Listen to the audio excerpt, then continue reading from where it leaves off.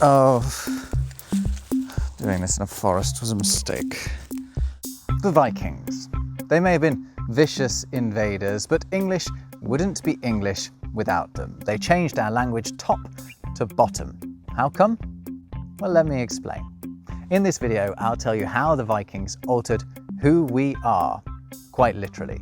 I'll show you the words they left behind that enrich our language still, words like sky and skull and skill, and the Norse names for places, people and everyday objects that remain in English to this day. Hear how we used to confuse our eggs for our eyes, why the Vikings complicated our clothing, and what role they're still playing in English gender politics. All that and loads more coming right up in another Rob Words.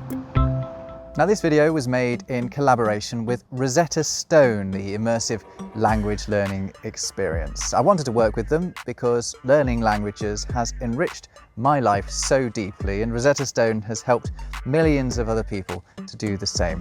I recently got married to a wonderful French lady, and at our wedding I was able to give a speech my wife's family could understand, and hopefully also impress one or two people from my side of the family as well. Learning a language also gave me the confidence to leave England and move to another country. I live in Germany now, and I've been using Rosetta Stone to help improve my German too. I've been learning some hip German slang. Alter, ich hab so viel gelernt, it's total geil.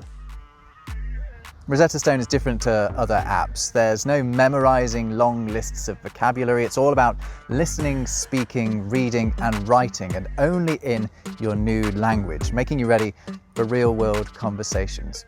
So if you want to begin your immersive language learning journey now, click the special link in the video description here for a discount. There's also a 30-day refund, so there really is no harm in giving it a go. Why not start learning a new language today?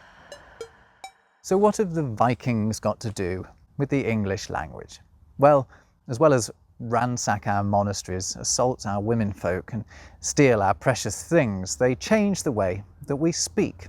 There are still around 1,000 words in English that are derived from the Scandinavian invaders' language, Old Norse, and that's just the ones that we're certain about. There are potentially many more. The problem is that Old Norse and Old English were so similar in some ways that we can't be sure which of the two languages gave us some of our modern words.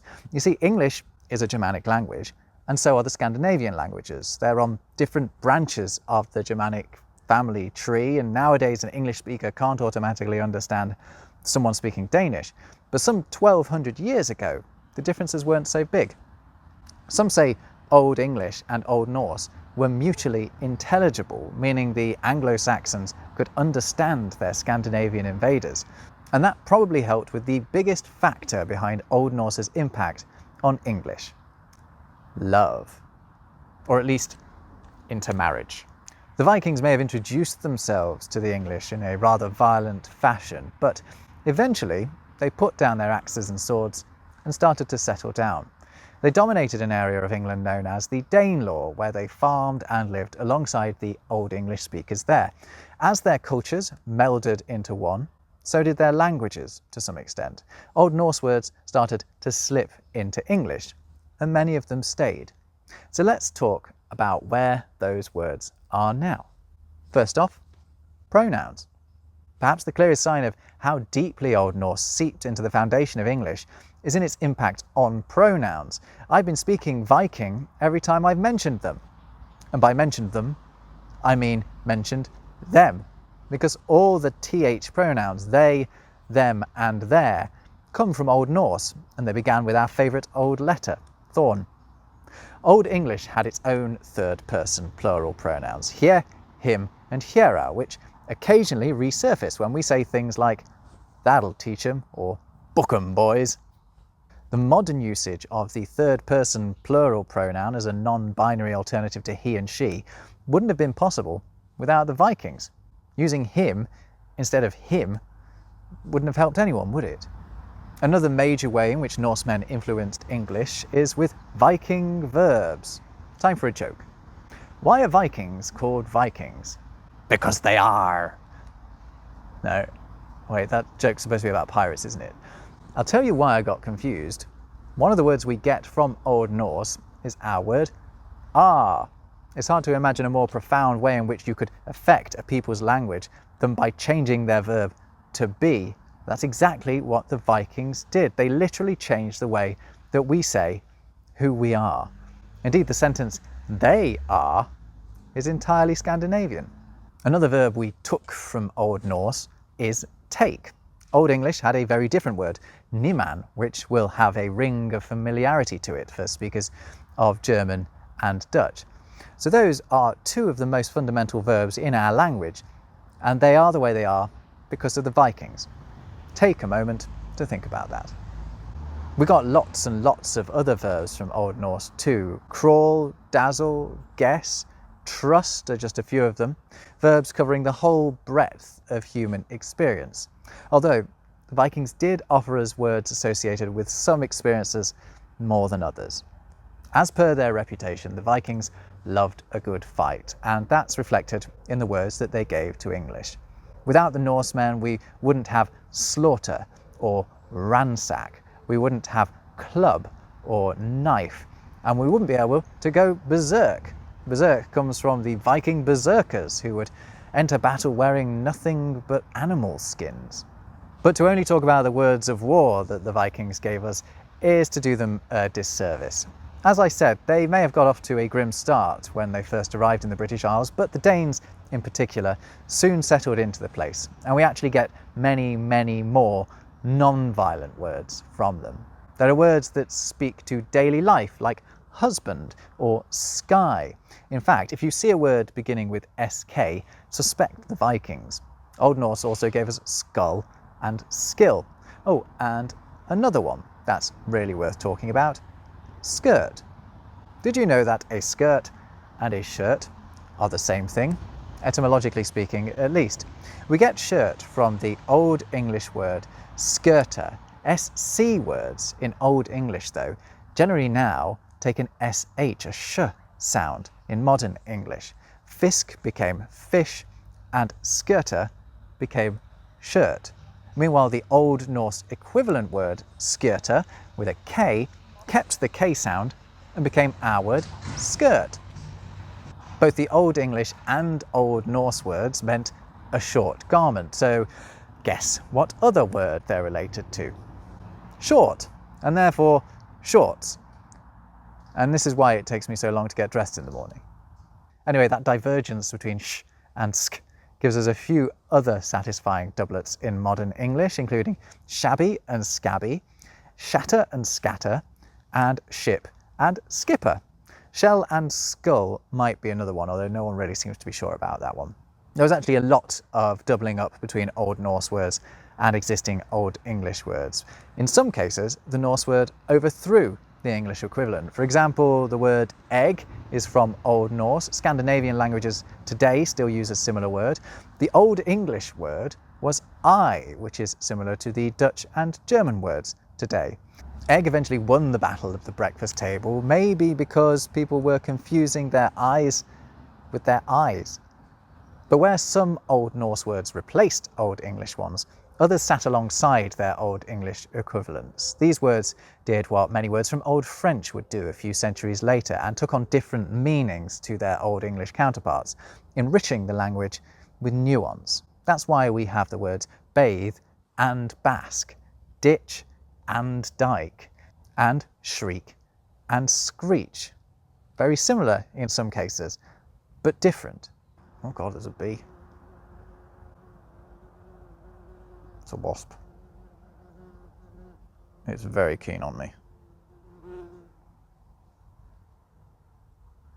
Another massive way in which the Vikings influenced English, and indeed England, is in place names. To know where the Danes settled in the British Isles, you only need to take a look at the road signs. It's thought there are still around 1,400 place names in central and northern England that are of Scandinavian origin. My hometown of Derby, smack bang in the middle, has one of them, as do the other places ending with by, which to the Danes meant farm or town. Ditto any place ending in thorp, Scandinavian for village, or places with thwaite in the name. That was Old Norse for an isolated bit of land.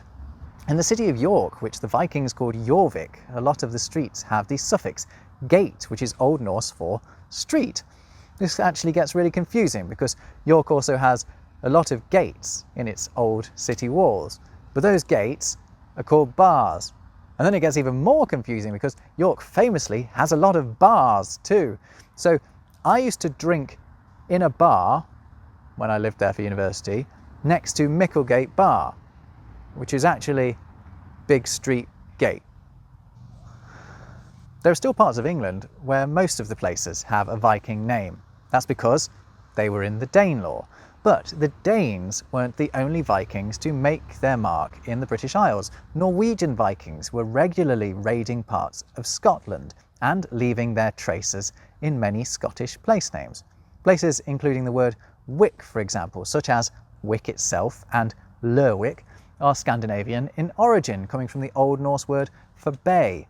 Whisky lovers might be interested to know that Jura in the Hebrides gets its name from the Scandinavian for animal island. And there are just many more. You can also get an idea of where the Vikings settled from the words that are used in those areas. A lot of dialect words, so words not used anywhere else, from Northern England and Western Scotland are left over from the locals' encounters with Old Norse. And you can tell because some of these words are remarkably similar to modern Scandinavian terms. In part of the northeast of England today, you could come across the sentence Bairns lek in beck. Oh God, I wish I hadn't done the accent, sorry. That means children play in the stream, which in modern Swedish is that, and is pronounced like that. Barn leker I bäcken. See how similar they are? Once a Viking, always a Viking. Now we've talked about place names, let's talk about people's names. So what sort of a mark did the Vikings leave on what we call ourselves? Well, if your name ends with son, then you can bet you've got some Norse heritage somewhere. It's a trace of the Scandinavian patronymic naming convention of formulating a surname by taking your dad's name, his first name, and putting son on the end of it. They still do that actually in Iceland, where they also have dotter for daughters. There are also a lot of Scottish surnames that hark back to their Norwegian interlopers.